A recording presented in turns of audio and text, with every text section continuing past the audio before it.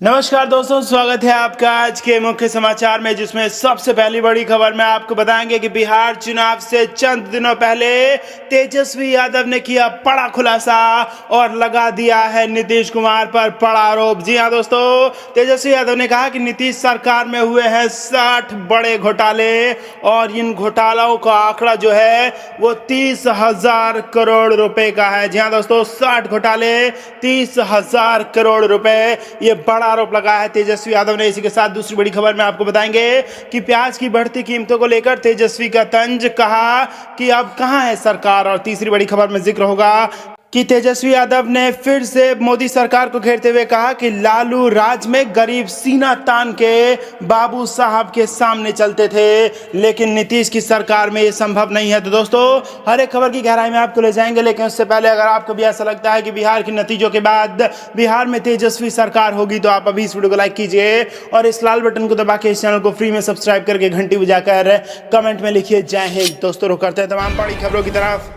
बिहार चुनाव, तेजस्वी का बड़ा आरोप, बोले नीतीश सरकार में हुए 60 घोटाले, डकार गए 30,000 करोड़। जी हां दोस्तों, आरजेडी नेता तेजस्वी यादव ने कहा बिहार में 60 घोटाले हुए हैं, जिसमें करीब 30,000 करोड़ के खजाने की सेंध मारी गई। आपदा की घड़ी में भी पैसे का कोई हिसाब नहीं मिला। भ्रष्टाचार काफी बढ़ा है, बिना घूस दिए कोई काम नहीं हो पाता। नीतीश जी ने एक परंपरा बना दी है कि एक भी काम बिना चढ़ावे के नहीं हो पाता। उन्होंने आगे कहा कि महंगाई सबसे बड़ा मुद्दा है। बीजेपी के लोग प्याज की माला पहनते थे, अब यह 100 रुपए किलो को छूने वाला है। बेरोजगारी है, भुखमरी बढ़ रही है, छोटे व्यापारी नष्ट हो रहे हैं, गरीबी बढ़ रही है, जीडीपी गिर रही है, हम एक आर्थिक संकट से गुजर रहे हैं। रुख करते हैं अगली खबर की तरफ। प्याज की बढ़ती कीमतों को लेकर तेजस्वी का तंज, अब कहां है सरकार। जी हां दोस्तों, बिहार विधानसभा चुनाव के बीच पहले चरण के प्रचार का सोमवार को अंतिम दिन है। यही वजह है कि राजनीतिक दल 71 सीटों पर होने वाले मतदान के लिए अपनी पूरी ताकत झोंकने में जुटे हैं। इसी कड़ी में आरजेडी नेता तेजस्वी यादव ने सरकार पर सीधा हमला बोला।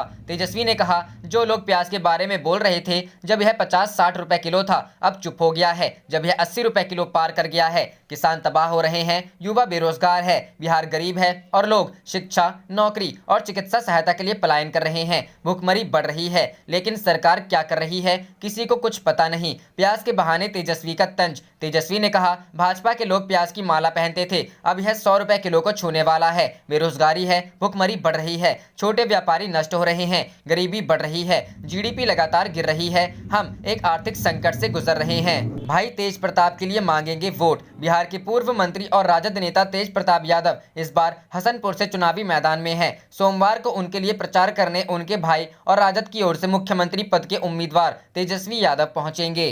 रुख करते हैं अगली खबर की तरफ। वोटिंग से पहले तेजस्वी ने उछाला जातीय कार्ड, कहा लालू राज में गरीब सीना तान के बाबू साहब के सामने चलते थे। जी हां दोस्तों, बिहार विधानसभा चुनाव के पहले चरण की वोटिंग से ठीक पहले इशारों इशारों में जातिवाद का कार्ड उछाला जाने लगा है। शुरुआत की है महागठबंधन की ओर से सीएम उम्मीदवार और आरजेडी नेता तेजस्वी यादव ने। बिहार के रोहतास में एक चुनाव सभा के दौरान उन्होंने कहा कि जब लालू यादव का राज था तो गरीब सीना तान के राजपूतों के सामने चलते थे। उन्होंने आगे ये भी कहा कि हमारी सरकार आएगी तो हम सब लोगों को साथ लेकर चलेंगे, जो अपराध करेगा उसे सजा मिलेगी, जो कर्मचारी काम करेंगे उन्हें सम्मान मिलेगा। चुनावी सभा में तेजस्वी का ये कैसा बयान। बिहार की राजनीति जातीय समीकरण पर टिकी हुई है, इस बात को झुटलाया नहीं जा सकता।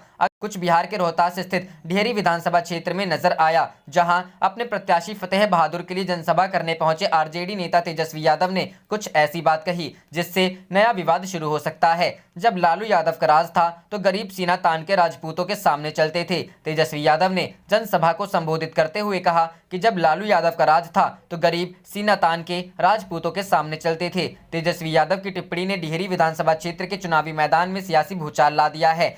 रुख करते हैं अगली खबर की तरफ।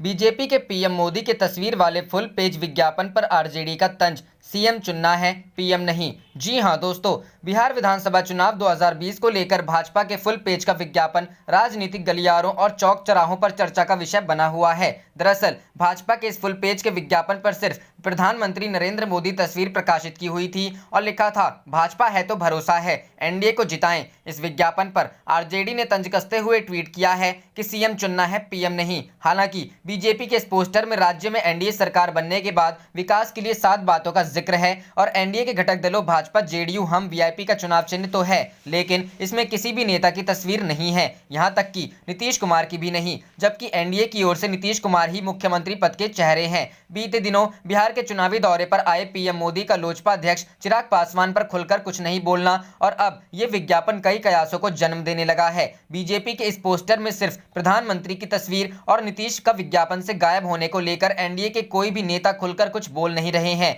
नाम नहीं छापने की शर्त पर कुछ नेताओं ने बताया कि बिहार में लोग इस बार नीतीश सरकार से नाराज हैं। उनकी जनसभा में भी उनके विरोध में नारेबाजी हुई है। वहीं क्षेत्र भ्रमण के दौरान कई मंत्रियों का भी विरोध हुआ है। इसलिए भाजपा फूंक फूंक कर कदम रख रही है और प्रधानमंत्री नरेंद्र मोदी की लोकप्रियता और उनके कद को देखते हुए लोगों से प्रधानमंत्री के नाम पर वोट मांग रही है। यही वजह है मुख्यमंत्री की तस्वीर विज्ञापन से गायब है। वहीं लोजपा अध्यक्ष चिराग पासवान ने भी भाजपा के इस विज्ञापन पर तंज कसते हुए ट्वीट किया, आदरणीय नीतीश कुमार जी को प्रमाण पत्र की आवश्यकता खत्म होती नहीं दिख रही है। बीजेपी फॉर इंडिया के साथियों का नीतीश कुमार जी को पूरे पन्ने का विज्ञापन और प्रमाण पत्र देने के लिए शुक्रगुजार होना चाहिए और जिस तरीके से भाजपा गठबंधन के लिए ईमानदार है वैसे ही नीतीश जी को भी होना चाहिए।